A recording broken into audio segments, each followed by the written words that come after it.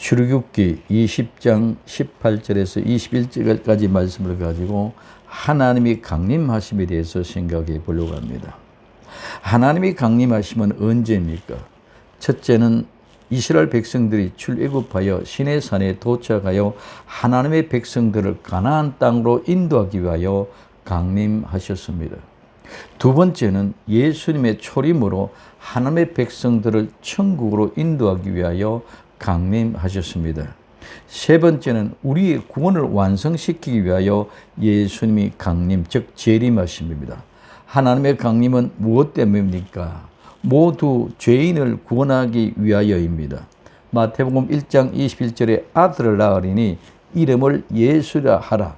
이는 그가 자기 백성을 저희 죄에서 구원할 자이심이라 하니라. 아멘. 히브리서 9장 28절에 이와 같이 그리스도도 많은 사람의 죄를 담당하시려고 단번에 들이신 바 되셨고 구원에 이르게 하기 위하여 죄와 상관없이 자기를 바라는 자들에게 두 번째 나타나시리라. 아멘. 우리는 하나님의 강림하신 목적을 알고 하나님 예수님을 모셔드리고 믿어야 할 것입니다. 첫째, 우레와 번개와 나팔 소리와 산의 연기입니다. 출애굽기 20장 18절에 뭇 백성이 우레와 번개와 나팔 소리와 산의 연기를 본지라 그들이 볼 때에 떨며 멀리 서서 하고 말씀하고 있습니다. 뭇 백성들, 이 뭇 백성은 모든 백성들을 말합니다. 출애굽한 모든 이스라엘 백성들을 말합니다. 곧 어느 날 성도입니다. 성도는 하나님의 강림한 사실을 분명하고 확실한 것을 보고 들어야만 합니다. 첫째, 우레입니다. 우레는 우리는 큰 천둥 소리로만 생각하지만은 이 우레는 소리, 즉 목소리, 음성입니다. 이 우레라는 말은 부르다는 의미에서 유래가 되어져서 우레는 다름이 아닌 하나님의 음성, 즉 하나님의 목소리입니다. 창세기 3장 8절에 그들이 날이 서늘할 때에 동산에 거니시는 여호와 하나님의 음성을 듣고 아담과 그 아내가 여호와 하나님의 낯을 피하여 동산 나무 사이에 숨은지라. 아멘. 하나님의 음성, 하나님의 소리는 바로 이 우레입니다. 아담이 에덴 동산에서 들었던 바람을 타고 들려오는 하나님의 음성은 곧 우레였습니다. 이 엄청난 하나님의 음성을 듣고 생활하면서도 뱀의 소리를 듣고는 모두 잊어버리고 뱀의 미혹에 넘어갑니다. 많은 사람들이 하나님이 살아계신 증거를 이야기합니다. 그러나 중요한 것은 증거가 아니라 우리의 믿음입니다. 내가 뱀에게 미혹되어 있으면 아무리 큰 증거를 보여주고 말해도 뱀과 같이 이들은 들을 귀가 없는 사람들입니다. 우레와 같은 하나님의 음성을 듣고도 모두 망각하고 뱀의 소리를 듣고 뱀의 말만 하고 있을 뿐입니다. 두 번째, 번개입니다. 번개는 횃불, 등불, 그리고 불길, 불꽃, 화염, 격경입니다. 번개는 타오르다, 빛나다, 비추다에서 유래되어 등불, 횃불을 말합니다. 첫째, 아브라함은 신비적인 경험에서 횃불을 봅니다. 창세기 15장 17절에 해가 져서 어두울 때에 연기 나는 풀무가 보이며 타는 횃불이 쪼갠 고기 사이로 지나더라 하고 말씀하고 있습니다. 하나님의 임재의 상징인 횃불은 언약을 확정하기 위하여 쪼갠 고기 사이로 지나갔습니다. 둘째, 이 번개 횃불은 멸망시키는 것입니다. 스가랴서 12장 6절에 그날에 내가 유다 두목들로 나무 가운데 화로 같게 하며 곡식단 사이에 횃불 같게 하리니 그들이 그 좌우에 애워싼 모든 국민을 살을 것이요 예루살렘은 사람은 다시 그 본 곳 예루살렘에 거하게 되리라 하고 말씀하고 있습니다. 횃불, 번개는 상징적으로 유다의 두목들을 정복하거나 멸망시키는 능력을 말합니다. 이러한 상징은 사사기에서 있어 멸망시키는 위력을 나타냅니다. 사사기 7장 20절에 세 대가 나팔을 불며 항아리를 부수고 좌수에 횃불을 들고 우수에 나팔을 들어 불며 외쳐 가로되 여호와와 기도하는 칼이여 하고 있습니다. 세 번째, 죄를 멸망시키고 구원하는 능력입니다. 이사야 6장 21절에 나는 시온의 공의가 빛같이 예루살렘의 구원의 횃불같이 나타나도록 시온을 위하여 잠잠하지 아니하며 예루살렘을 위하여 쉬지 아니할 것인즉 하고 말씀하고 있습니다. 재물을 태우고 지나가면 죄를 태우고 새로운 언약을 맺겠다는 말씀이고, 횃불은 모든 죄를 다 태우고 멸망시키고 죄와 상관없는 하나님의 백성을 구원하는 하나님의 능력인 줄 믿으시기 바랍니다. 그래서 이 번개는 곧 바로 횃불입니다. 마지막에 예수님이 재림하실 때는 불로 심판하시는 것은 모든 죄를 태우고 멸망시키고 새로운 하나님 나라로 데려가기 위함인 줄 믿으시기를 바랍니다. 세 번째, 나팔입니다. 이 나팔은 빛나게 되다, 아름답게 되다, 깊바다에서 유래되어 수양의 뿔, 곧 나팔을 의미합니다. 첫째, 이 나팔 소리는 하나님의 강림의 소리입니다. 이 나팔은 구약의 역사에서 매우 중요한 역할을 담당했습니다. 이스라엘 백성들이 시내 앞에 머무를 때에 시내산에 여호와께서 강림하실 때의 소리가 바로 이 나팔에 크게 울려 퍼지는 소리입니다. 즉 하나님의 강림의 소리입니다. 출애굽기 19장 19절에 나팔 소리가 점점 커질 때에 모세가 말한 즉 하나님의 음성으로 대답하시더라 하고 말씀하고 있습니다. 두 번째, 이 나팔은 하나님의 절기에 불려졌습니다. 레위기 25장 9절에 7월 10일은 속죄일이니 너는 나팔 소리를 내되 전국에서 나팔을 크게 불지며, 시편 81편 3절에 월삭과 월망과 우리의 절일에 나팔을 불지어다 하고 말씀하고 있습니다. 세 번째, 이 나팔 소리는 왕의 즉위식에 불려졌습니다. 열왕기상 1장 34절에 거기서 제사장 사독과 선지자 나단은 저에게 기름을 부어 이스라엘 왕을 삼고 너희는 양각을 불며 솔로몬 왕 만세를 부르고, 여기에 양각이 곧바로 나팔입니다. 무슨 소리입니까?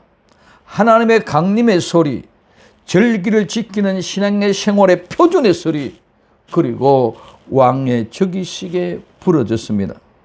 오늘날 성도는 이 나팔 소리와 함께 믿음의 삶을 살아야 하며 이 나팔 소리로 재림하심으로 우리는 모두 죽은 자들은 다 일어날 것이며 살아있는 우리도 변화되어서 휴거되고 예수님을 영접하여 우리는 천년 왕국에서 왕 노릇을 하게 될 것입니다. 데살로니가 전서 4장 16절에서 18절에 주께서 호령과 천사장의 소리와 하나님의 나팔로 친히 하늘로 쫓아 강림하시리니 그리스도 안에서 죽은 자들이 먼저 일어나고 그 후에 우리 살아남은 자도 저희와 함께 구름 속으로 끌어올려 공중에서 주를 영접하게 하시리니 그리하여 우리가 항상 주와 함께 있으리라. 그러므로 이 여러 말로 서로 위로하라고 말씀하고 있습니다. 살아남은 우리도 저희와 함께, 즉 죽었다가 다시 살아난 사람과 함께 구름 속으로 끌려 올라가서 공중에서 주를 영접하는 것은 바로 휴거하여 예수님을 영접하는 것을 말합니다. 그래서 베드로전서 2장 9절에는 오직 너희는 택한 족속이요 왕 같은 제사장들이요 거룩한 나라요 그의 소유된 백성이라고 말씀하고 있습니다. 하나님의 나팔 소리, 즉 하나님의 음성입니다. 우리는 분명하고 확실하게 하나님의 음성을 들어야 됩니다. 우레와 번개, 나팔 소리, 하나님의 음성을 말하며 우레와 번개는 하나님의 말씀을 비추는 빛입니다. 이 번개는 우리의 모든 죄와 허물을 다 태웁니다. 그래가 번개로 태움을 통하여 모든 죄는 모든 식물의 영양소, 즉 거름이 됩니다. 우리의 심령에 하나님의 말씀이 들리면 모든 죄와 허물은 사라지고 하나님의 광명한 빛이 우리에게 밝게 비춰옵니다. 우리의 심령에 하나님의 말씀이 들리면 모든 죄와 허물이 사라져 이제는 죽었던 자가 다시 살아나는 그 아름다운 생명의 빛이 우리에게 들려오게 됩니다. 이때 성도는 모든 죄와 허물이 불태워지고 그 바탕 위에 성령님의 등불과 같은 밝은 빛이 우리를 인도할 것입니다. 그때 성도들은 심령에서 격정이 일어납니다. 즉 강렬하고 갑작스러운 누르기 어려운 그런 감정이 일어납니다. 죄와 싸우는 아픔, 진리의 길로 인도를 받는 평강, 정말 이 모든 것들은 영과 육의 싸움이 일어나는 큰 격정이 일어납니다. 이것이 변화의 시초입니다. 우리는 격정이 일어나지 않고는 그 변화의 경험을 할 수 없습니다. 하나님의 음성을 듣고 성도는 분명하게 확실하게 싸움에 승리하여야 합니다. 그 승리의 길은 오직 예수님으로 이겨나가는 믿음의 삶을 사는 것이 이기는 것입니다. 그 믿음은 하나님의 말씀대로 절기를 지키며 하나님의 음성이 우리의 생활의 신앙의 삶의 지표가 되어야 합니다. 그러면 반드시 예수님이 재림하셔서 우리를 데리고 가실 것입니다. 이 아름다운 은혜의 복된 성도 되시기를 예수님의 이름으로 부탁을 드립니다. 네 번째, 산의 연기입니다. 산, 이 산은 언덕 산지입니다. 그리고 이 산은 거룩한 땅 하나님의 산입니다. 산은 멸망과 파괴의 단축형입니다. 이는 멸망시키고 파괴하고 허물어뜨리며 끌어내어 파괴시키는 것입니다. 즉 산은 죄를 파괴하여 멸망시키고 허물어뜨리며 멸망시키는 곳입니다. 교회는 산과 같은 곳입니다. 모든 죄와 허물을 파괴하고 허물을 무너뜨리며 끌어내고 회개시켜서 죄를 없애는 곳입니다. 그리고 깨어지고 파괴된 사람들은 하나님의 품으로 뛰어드는 곳입니다. 교회는 산과 같이 모든 죄를 파괴시키고 멸망시키고 온전히 하나님의 품으로 뛰어들게 하는 곳이 되어야만 합니다. 두 번째, 연기입니다. 연기는 연기를 내다, 경로다, 즉 하나님의 진노입니다. 산의 연기를 보아야 됩니다. 하나님의 진노, 하나님이 경노하는 모습을 보아야 됩니다. 산의 연기, 즉 하나님이 지금 우리의 심령의 교회의 모습들을 보고 진노하시는 모습을 보아야 됩니다. 그래야만 하나님이 진노하시는 이유가 무엇인지를 알고 회개하고 돌이킬 수 있는 것입니다. 오늘날 우리의 교회들은 정말 죄를 파괴하고 멸망시켜 깨어 부숴버리고 하나님의 품으로 달려가는 곳이 되어져 있습니까? 아니면 하나님같이 되고자 하여 남을 비판하고 정죄하며 내 욕심을 위하여 사는 것입니까? 분명히 우리는 산의 연기를 보아야 됩니다.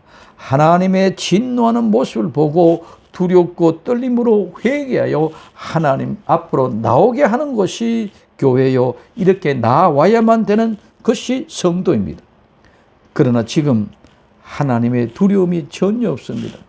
하나님을 두려워한다면 교회는 반드시 회복됩니다. 하나님을 두려워할 때 진정 하나님을 경외하게 되면 하나님의 음성에 순종하게 되는 것입니다. 우리는 산의 연기, 하나님의 진노하심을 볼 수 있는 복된 성도가 될 수 있기를 예수님의 이름으로 부탁을 드립니다. 그들, 이스라엘 백성들이 우레와 번개와 하나님의 나팔 소리를 듣고 산의 연기를 볼 때 두 번째, 떨며 멀리 서서 말합니다. 출애굽기 20장 18절에서 19절에 뭇 백성이 우레와 번개와 나팔 소리와 산의 연기를 본지라 그들이 볼 때에 떨며 멀리 서서 모세에게 이르되 당신이 우리에게 말씀하소서 우리가 들으리이다. 하나님이 우리에게 말씀하지 말게 하소서 우리가 죽을까 하나이다고 말씀하고 있습니다. 성도는 우레와 번개와 나팔 소리와 산의 연기를 보고 들을 때 우린 두려움이 임합니다. 진정한 하나님을 두려워함이 진정한 경외가 되고 바른 예배를 드릴 수 있는 자세로 만들어 줍니다. 첫째, 떨며, 이 떨다는 말은 이리저리 움직이다, 동요하다, 흔들리다, 떨다, 비틀거리다, 방황하다는 말입니다. 막연하게 불안하여서 전전긍긍하는 태도로 마음이 떨리며 앞뒤로 진동하여 비틀거리는 것을 말합니다. 방황하는 이유가 무엇입니까? 흔들리기 때문입니다. 믿음은 절대로 떨면 안 됩니다. 즉 방황하거나 흔들리면 안 됩니다. 이는 곧 믿음의 상실을 말하는 것입니다. 흔들리면, 방황하면 죄를 짓게 됩니다. 하나님의 음성을 듣지 않으면 뱀의 소리, 사탄의 소리를 듣게 됩니다. 뱀의 말을 듣고 흔들리는 하와의 모습을 보십시오. 나는 어떤 모습입니까? 흔들리면 비틀거리다가 방황합니다. 방황하면 뱀에게 먹힘을 당합니다. 그러나 성도는 분명하고 확실하게 흔들리지 않습니까? 않습니다. 왜 그렇습니까? 하나님의 말씀을 듣고 두려워 하나님을 바로 경외하기 때문에, 바른 예배를 드리기 때문에 절대로 흔들린 이유가 없습니다. 누구를 무서워하며 두려워하느냐에 따라서 내가 그 두려워하는 것의 종이 됩니다. 하나님을 두려워하면 하나님의 종이 되고, 마귀 사탄을 두려워하면 마귀 사탄의 종이 됩니다. 성도는 우려와 번개와 나팔 소리를 듣고 산의 연기를 보고 하나님을 두려워함으로 깨어 있어야만 합니다. 두 번째, 멀리입니다. 멀리는 멀리 떨어진 거리, 도달할 수 없는 것을 말합니다. 멀리 서서 모세에게 말합니다. 구약의 하나님은 멀리서 우리를 위하여 모든 일을 이루시며 예수님은 이 땅에 오셔서 우리와 함께 하십니다. 예수님이 보내신 성령으로 우리 안에 계신 하나님이 되셨습니다. 그래서 구약의 하나님은 for us, 신약의 예수님은 with us, 성령이 우리 안에서 in us, 우리 안에. 그래서 우리 안에 계시는 하나님은 요한계시록 3장 20절에 볼지어다 내가 문 밖에 서서 두드리노니 누구든지 내 음성을 듣고 문을 열면 내가 그에게로 들어가 그로 더불어 먹고 그는 나로 더불어 먹으리라 하고 말씀하고 있습니다. 예수님은 우리 안에 들여오셔서 우리와 함께 먹고 마십니다. 이는 예수님이 내 안에, 내가 예수님 안에 함께하는 실제가 됩니다. 그래서 모세에게 이르되 당신이 우리에게 말씀하소서 우리가 들으리다. 하나님이 우리에게 말씀하지 말게 하소서 우리가 죽을까 하나이다. 백성들이 모세에게 말합니다. 당신이 우리에게 말씀하소서. 성도는 하나님에 보면 죽습니다. 하나님의 직접 말씀을 들어주셨습니다. 그래서 멀리 떨어져서 도달할 수 없는 곳에 계신 하나님, 예수님을 통하여 우리는 하나님과 함께하는 것인 줄 믿으시기를 바랍니다. 그래서 우리는 하나님을 떠나면 죽습니다. 그러므로 모세가 백성들에게 말합니다.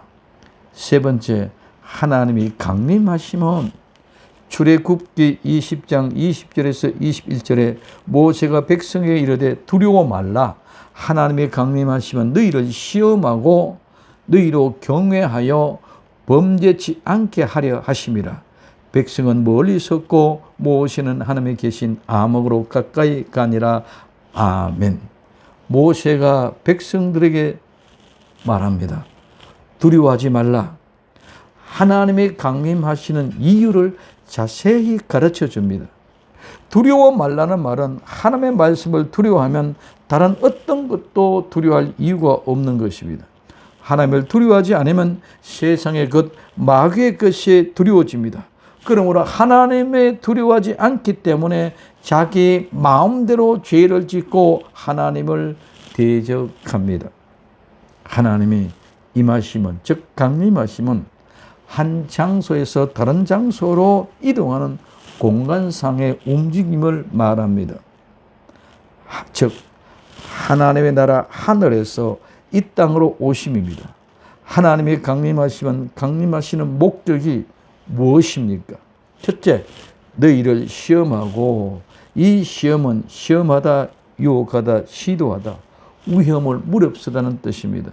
시험은 하나님이 우리의 믿음을 테스트하는 것입니다. 마귀는 우리를 유혹하기 위하여, 미혹하기 위하여 템프테이션 하는 것입니다. 하나님은 우리의 믿음을 테스트하기 위하여 위험을 무릅쓰고 시험하십니다. 그러므로 시험에 합격하지 못하면 버려지게 됩니다. 하나님은 자기 자신의 위험을 무릅쓰고 우리를 시험하십니다. 두 번째, 경외하여. 이 경외는 하나님을 두려워함이 경외함입니다. 절대로 하나님을 두려워하지 않으면 하나님을 올바로 경외할 수 없고 예배를 드릴 수가 없습니다. 세 번째, 범죄하지 않게 하기 위함이라고 말씀합니다. 이 범죄는 빗나가다, 잘못 행하다, 죄를 짓다는 말입니다. 이 말은 놓치다, 빗나가다, 그릇 잘못하다, 죄를 짓다, 상실하다, 속죄제를 드리다, 정결케 하다, 정죄하다는 말을 말합니다. 즉 하나님이 성도를 시험하는 것은 정말로 하나님을 두려워함으로 경외하는 바른 예배를 드리는가, 즉 하나님이 찾으시는 예배, 영과 진리로 예배를 드리는지 시험하는 이유는 성도를 범죄하지 않게 하기 위함입니다. 반드시 이러한 일이 일어나야만 합니다. 교회는 반드시 이와 같은 일이 일어나야 됩니다. 교만하여 자기가 최고의 하나님같이 되어 남을 정죄하고 남의 잘못을 비판하던 사람이 하나님을 두려워하며 떨며 무서워하며 하나님을 경외하고 바른 예배 드리는 모든 자들은 절대로 죄를 지을 수 없습니다. 그래서 모든 죄를 정결케 하는 이런 일이 일어나야 됩니다. 오늘 이러한 교회가 될 때 하나님의 교회는 거룩해지고 하나님의 교회는 반드시 회복될 줄로 믿습니다. 하나님을 경외하는 사람, 즉 하나님을 두려워하는 사람은 절대로 죄를 지을 수 없습니다. 죄를 짓는다는 것은 하나님을 두려워하지 않는다는 말씀입니다.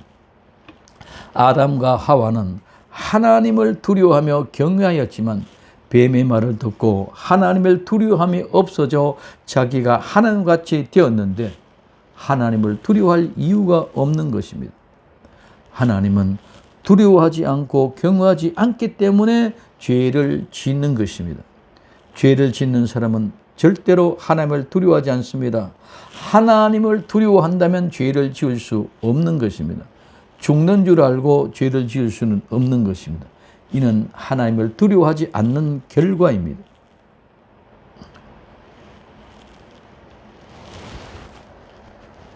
하나님이 강림하시는 목적 분명하고 확실합니다. 잘못 알면은 하나님을 두려워하지 않고 죄를 짓습니다. 그래서 우리는 많은 사람들이 무식하면 용감하다고 말하는 것입니다. 하나님의 강림하시면 우리를 시험하여 정말로 바른 경외, 바른 예배의 삶을 살면서 죄를 짓지 않게 하셔 죄와 상관없는 사람을 데리고 가시기 위함입니다. 절대로 막연하게 교리적으로 아는 지식이 아닙니다. 먹고 마시는 것도 실제요, 데려가는 것도 실제입니다. 그냥 이런 교리기 절대로 아닙니다. 뱀의 소리를 듣고 무식한 사람이 되지 말고 하나님의 말씀을 통하여 하나님을 두려워하며 경외하는 복된 성도가 될 수 있기를 예수님의 이름으로 부탁을 드립니다.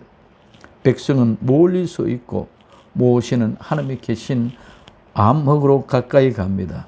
이 암흑이 뭡니까? 암흑은 어두운 구름, 캄캄한 구름, 즉 어둡거나 캄캄한 구름을 말합니다. 이 암흑은 뚝뚝 떨어지다는 말에서 유래되어 짙은 또는 어둡거나 캄캄한 구름입니다. 암흑은 여호와의 베일을 가려운 영광, 신의 산에서 하나님의 나타나심을 덮어 가려우는 어둠으로 하나님의 계신 곳, 지성소, 이 지성소는 암흑의 장소입니다. 빛이 절대로 들어올 수 없는 것, 아무런 빛도 들어올 수 없는 것, 완전한 암흑입니다. 이 지성소는 완전한 암흑으로 두려움과 공포와 피만 있는 곳입니다. 구약 성경에 하나님의 영광에 대하여 의도적으로 모호하게 나타내는 것은 하나님을 보는 증거의 경이로움에 관하여 경건의 두려움의 요소를 보존하기 위함이며, 또한 하나님의 임재의 죄의 무서움을 상기시키기 위함입니다. 그러므로 이스라엘 백성들은 멀리 떨어져 있고 모세는 여호와를 덮어 가리고 있는 짙은 어둠, 흑암으로 가까이 간 것입니다. 하나님이 강림하시는 곳은 신명기 4장 11절에 너희가 가까이 나와서 산 아래 서니 그 산에 불이 붙어 화염이 충천하고 유암과 구름과 흑암이 덮였는데 하고 말씀하고 있습니다. 하나님이 강림하시는 그 산은 불이 붙어 화염이 충만하고 유암과 구름과 흑암이 덮인 두려운 산이 되었습니다. 솔로몬이 성전을 건축하여 봉헌하였을 때에 여호와의 영광이 구름과 짙은 어둠으로 성전을 가득 채웠습니다. 열왕기상 8장 10절에서 14절에 제사장이 성소에서 나올 때에 구름이 여호와의 전에 가득하며 제사장이 그 구름으로 인하여 능히 서서 섬기지 못하였나니 이는 여호와의 영광이 여호와의 전에 가득함이었더라. 그때에 솔로몬이 가로되 여호와께서 캄캄한 데 계시겠다 말씀하였소서나 하고 말씀하고 있습니다. 그리고 그 흑암 가운데 가까이 간다는 말은 접근하다, 가까이 가다는 말입니다. 이는 가까이 끌어당기다는 말입니다. 가까이 가는 것은 성령님의 이끌림을 받아 하나님의 이끌림을 받아서 하나님의 나아가는 것입니다. 하나님이 가까이 오도록 이끌어 당기는 것인 줄 믿으시기 바랍니다. 내 의지, 내 생각으로 가는 것이 아니고 모두가 하나님의 은혜로 이끌림을 받아 가는 것입니다. 오늘 성도들은 하나님의 강림하심을 보고 예수님께 더 가까이 나아가 복된 성도 될 수 있기를 예수님의 이름으로 부탁을 드립니다. 오직 예수님 마라나다 기도합니다. 사랑하는 주님 감사합니다. 하나님의 강림하시는 모습을 보고 우리가 두려워 떨며 하나님을 바른 예배 드릴 수 있도록 주님 도와 주옵소서. 정말 하나님 우레와 번개와 나팔 소리와 산의 연기를 볼 수 있는 믿음의 눈이 열려지게 하옵소서. 그럼 이제 정말 하나님을 두려워 떨며 바른 경외, 바른 예배를 드릴 수 있도록 축복해 주셔서 하나님의 시험하고 우리를 경외하게 하고 범죄하지 않게 하려는 분명한 뜻을 알고 하나님께로 가까이 나가는 복된 성도들이 다 되게 하옵소서. 다시 오실 예수님의 이름으로 기도드립니다. 아멘.